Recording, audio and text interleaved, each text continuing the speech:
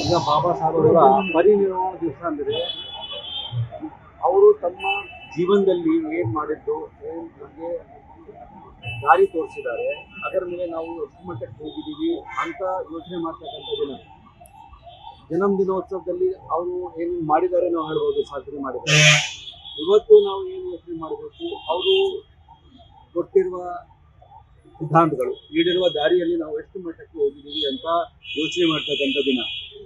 ಹೀಗಾಗಿ ನಾವೆಲ್ಲರೂ ಅವರು ನೀಡಿರುವ ನಮ್ಮ ಸಂವಿಧಾನದಲ್ಲಿ ಇರ್ತಕ್ಕಂಥ ತತ್ವಗಳಿಗೆ ಬದ್ಧರಾಗಬೇಕು. ನಮ್ಮಲ್ಲಿನೇ ಎಲ್ಲ ಶಕ್ತಿ ಇದೆ.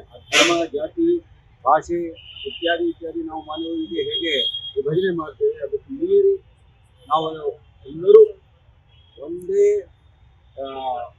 ಆತ್ಮ ಉಳ್ಳೆ ಎಂದು ಇರುವುದರಿಂದ ನಮಗೆ ಮಾಡಲಿಕ್ಕೆ ಎಲ್ಲ ಸಾಧ್ಯತೆ ಇದೆ. ಮತ್ತು ಬೇರೆಯೊಬ್ಬರು ಕೂಡ ಅಷ್ಟೇ ಸಿದ್ಧಿದ್ದಾರೆ ಅಂತ ಭಾವನೆ ನಮಗೆ ಇರಬೇಕು. ಮತ್ತು ಆ ಸಂವಿಧಾನದಲ್ಲಿ ಇದೇ ಸಮಾನತೆ ಭಾವನೆಯನ್ನು ದೃಢವಾಗಿ ಇಟ್ಟಿರುವ ಈ ವಿಚಾರವನ್ನು ನಾವೆಲ್ಲರೂ ಯಾವಾಗಲೂ ಮರೆಯಬಾರದು ಅಂತ ನಾವು ನೆನಪಿನಲ್ಲಿ ಇಡಬೇಕು. ಮತ್ತು ಎಲ್ಲ ಜನರಿಗೂ ಕೂಡ ಅದನ್ನೇ ನಾವು ಕೊಡಬೇಕು.